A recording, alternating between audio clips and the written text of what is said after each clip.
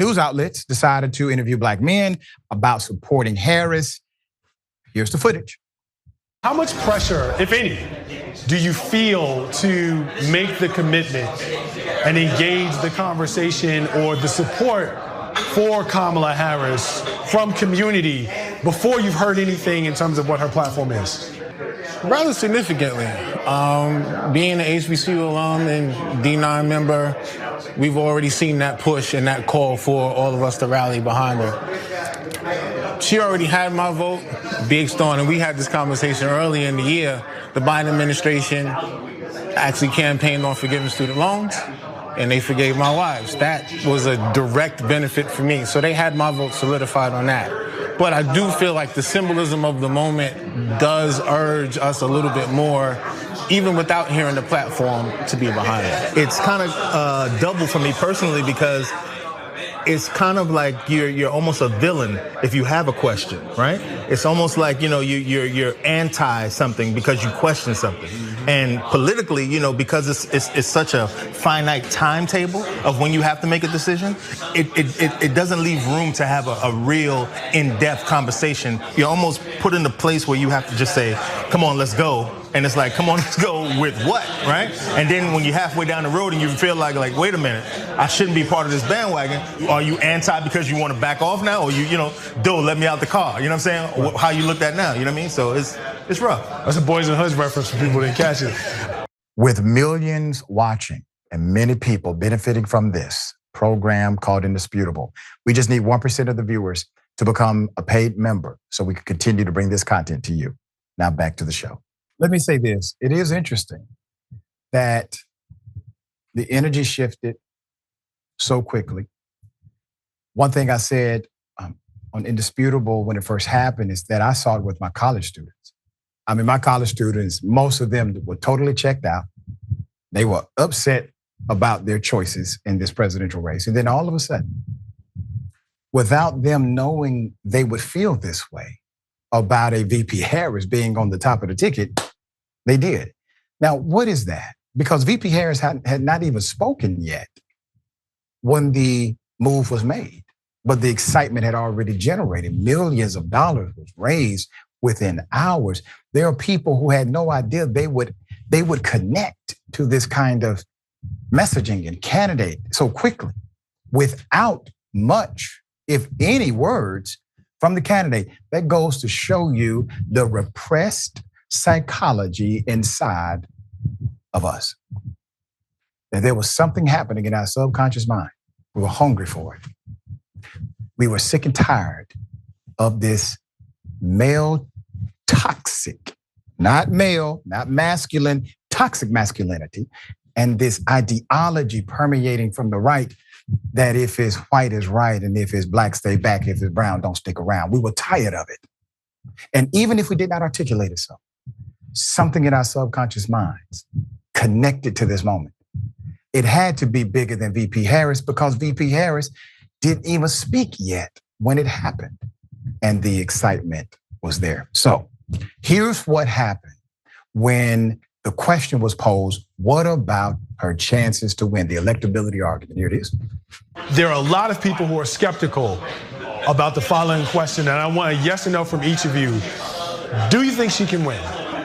Yes. I think it's going to be difficult. I wanted to, but I don't think so. I think she can win. It depends on the strategy her campaign manager takes. I think she can win, but I think we gotta get the young people involved. We gotta get the young people's vote. And how do you engage those people? How do they strategize to get that vote from them? I think she's gonna win. I think she can win, but I think she's a more compelling candidate than Donald Trump is, so I think she can win. So for me, right, here's why I say I don't think so. Everything that we've seen in the realm of American politics since 2016 till now has been because we had a black man in office. So he won 2 consecutive terms, and as Kurt said earlier, when we were having a conversation, and we paid 3 times much hell since then. Now to up the ante with a black woman in office, I just think it's going to be hard. So I hope I'm wrong. You know, there was a time when that would have been reversed, where the vast majority would have said, no, absolutely not. And only a minority would have said, I think she can win. But now the vast majority of a panel like that of men say, yes, I believe she can win. Yes, I believe she has an equal opportunity. It's based on strategy. Yes, as long as the campaign executes properly. And then a minority says, but this America, which is a credible rebuttal, given the current condition of our country. Now, how do we get here? President Barack Obama provided diversity for the first time to the office. But then Donald Trump comes in. You see, without a Donald Trump, you don't get a Kamala Harris. Donald Trump swung the pendulum all the way to the right, exposed every bigot in executive authority and power, in political power and corporate power, exposed them. And America had to make a decision. Does America stick with its DNA, or does it nurture into its potential? But it was Trump who provided the appetite for a Kamala Harris in the first place. Understand cause and effect here. Because if it had not been for MAGA overplaying their racism, you may not get the opportunity at this level of contrast. And the vast majority of Americans say, yes, it is possible for not only a woman to win, but a woman of color. There's more. I'm your brother, Roland Martin. Here it is. I caught up with several folks, including Ambassador Andrew Young, Pastor Jamal Bryant, and others who shared their thoughts on what the vice president had to say. I can't think of anybody that stays on target as regularly and as timely as she is. We don't ever respect our own. It took us a long time to get used to the fact that Barack Obama was president. And now we know he was amongst the best. I think the same with Kamala Harris. Today, Kamala Harris spoke to 100 black men, not with fluff, but with substance on what's on the line in terms of returning citizens, equity, access to capital, and housing. The vice president's session was great, and she empowered us to understand exactly what the administration has been doing throughout their tour. So we look forward to going to the polls and expressing our votes. You know, I was very impressed, man, how she rolled, man, with Pastor extremely inspiring, especially us, our chapter being from the Bay Area. See somebody homegrown on a national stage representing, what she's done for the black community, specifically around business loans and debt relief. That's something that's extremely important and something we've talked about here at this conference is how entrepreneurs such as, small business owners, black-owned businesses can not only, lay out the groundwork to be funded, but take advantage of federal, national, state, and local RFPs, requests for proposals, those contracts. I like how she stated all the stuff that she's done in the past and stuff that she did before she was vice president to help change the community and about the debt. And even if you have a criminal record, now you can apply for a loan. Strategy is well done. Retail politics, coalition building. That's how Democrats win. Democrats don't win without coalition. If you don't have young people, you do not have your door knockers. You do not have the people who will hold the signs for you, create excitement. You do not have your phone bank. But now you got them back. Also, back in July, thousands of black men joined a virtual conference to fundraise for Kamala Harris's presidential campaign. According to the event's organizers, the massive turnout helped the dispel toxic myths about black men and their willingness to back a woman candidate. There was a lot of this out there. The event was hosted by Win with Black Men, a collective of organizers modeled after Win with Black Women. The activist group that held its own massive Zoom call to fundraise for Harris on Sunday. A Win with Black Men organizer reported more than 53,000 black men joined the virtual event on Monday, raised more than $1.3 million in 4 hours. You got to understand those people are going to vote. I don't care if they gave $10.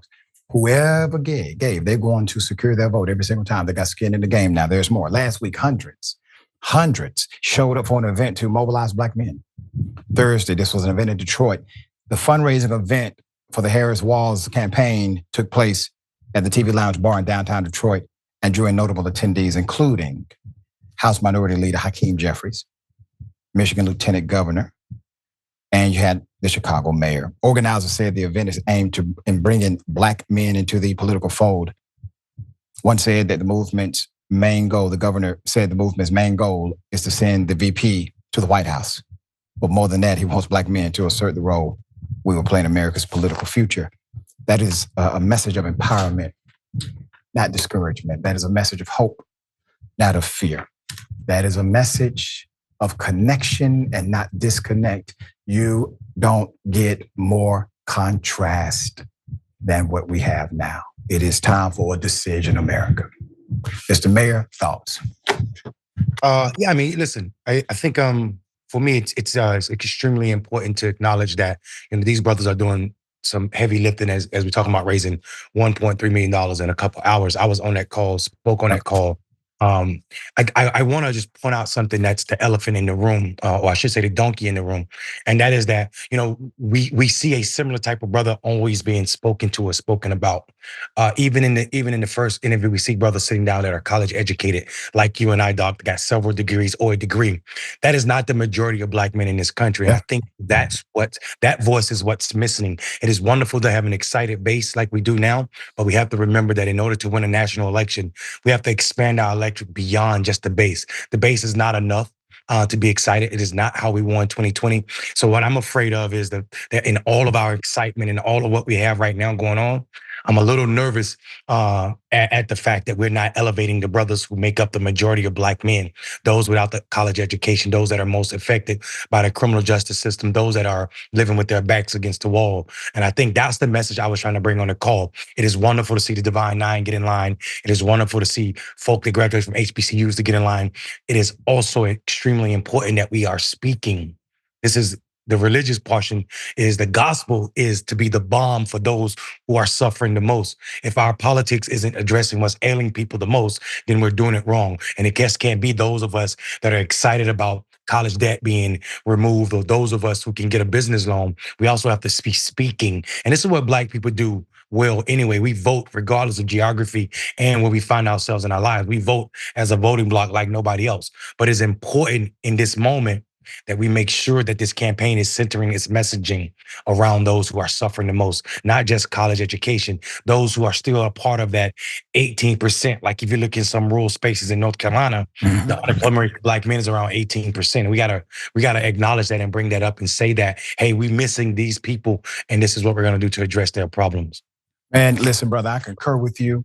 One of the dynamics that you hope money will do is bring the fund to distribute the awareness and the connection to those in rural communities, Black folk in the city that may not go to a Zoom because they're at work, but they still deserve to be talked with. And so you hope the campaign does this. Obviously, we'll know within the next week or so if there's an effort, but you keep speaking, dear brother, I keep speaking, and we'll bring this thing home.